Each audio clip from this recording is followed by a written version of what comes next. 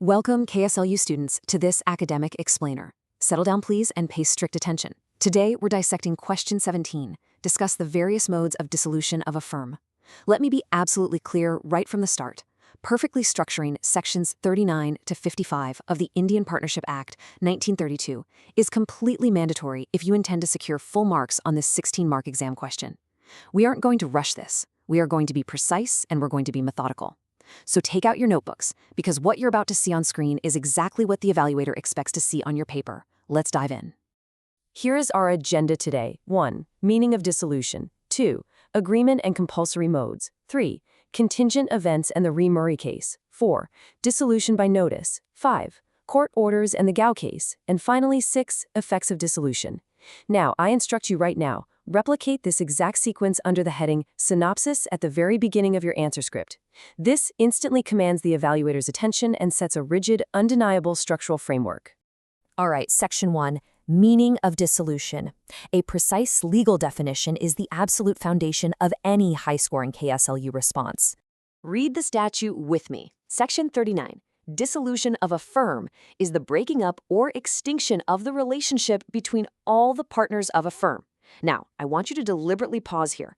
When you write this in your exam, you must underline the word all with a black pen. Why? Because it signifies the complete closure of the business and the final settlement of accounts. If the relationship isn't extinguished between every single partner, the firm itself is not dissolved. Now observe this critical comparison. Dissolution of firm, which is the extinction of the relationship between all partners, versus dissolution of partnership, which is merely a change in partners. Listen carefully. This is a classic KSLU examiner trap. Do not confuse a complete business extinction, where the doors literally close and assets are sold, with a mere reconstitution of the firm, like, say, one partner retiring while the others continue. Writing the wrong term will result in an immediate deduction of marks. You have to be precise. Moving on to Section 2, Agreement and Compulsory Modes. These are our first two statutory modes, Sections 40 and 41. Make sure to use clear, distinct headings for each on your script. Roman numeral I. By agreement, Section 40, a firm may be dissolved by the mutual consent of all partners or according to the terms of the partnership agreement. Roman numeral II. Compulsory, Section 41. The firm is compulsorily dissolved by the insolvency of all or all but one partner, or the illegality of the business. Let's expand on that illegality of business part for a second. Consider this example. Suppose a firm is trading in a specific chemical, and there's a sudden change in statutory law that strictly prohibits the sale of this chemical, while the business becomes instantly unlawful, forcing a mandatory compulsory shutdown of the firm. The partners have absolutely no choice. Next is Section 3, Contingent Events and Murray. Alert yourselves, class, because this is where you must deploy your first major case law to elevate your answer. Roman numeral III.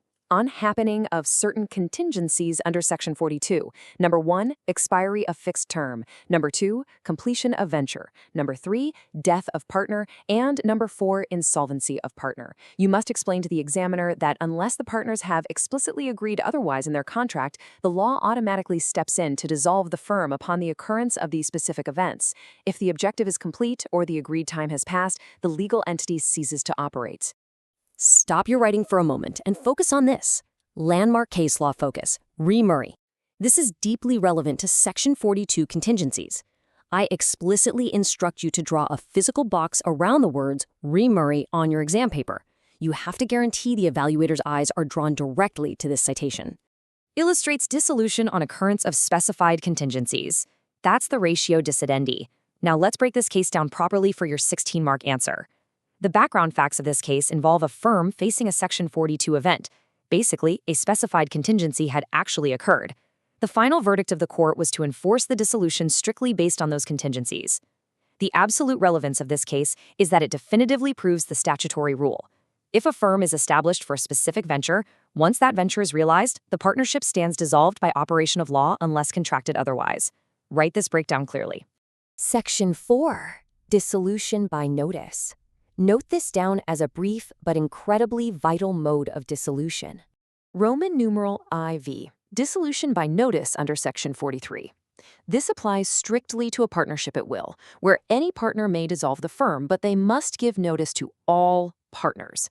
The mechanics here are strict. In a partnership at will, there's no fixed duration. right? Therefore, any single partner has the power to dissolve it. However, you must emphasize in your exam that this written notice has to be communicated to every single partner without exception. If even one partner is left out of the communication, the dissolution by notice is legally defective. Moving to Section 5, Court Orders and the Gao case. This is the most extensive section. I'm telling you now, this is where you must meticulously list all the statutory grounds to secure maximum marks. Roman numeral V, dissolution by court under Section 44. Insanity, permanent incapacity, misconduct, persistent breach, transfer of interest, continuous losses, and just and equitable grounds.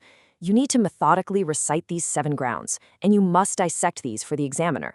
Explain that issues like continuous losses, where the business simply cannot operate except at a deficit, or misconduct affecting business, where a partner totally destroys the commercial trust, leave the remaining partners with absolutely no choice but to seek judicial intervention to forcibly dissolve the firm. Introduce your second mandatory case law here. Landmark case law focus, Go and partnership case, relevant to Section 44. Again, I am reminding you, use a boxed format or cleanly underline the case name Go on Partnership for high visibility on your script. Read the verdict aloud with me. Courts may dissolve firm on just and equitable grounds. Now, here is the deep breakdown you will write. The background facts involve a severe dispute among partners where trust had completely broken down, requiring judicial rescue.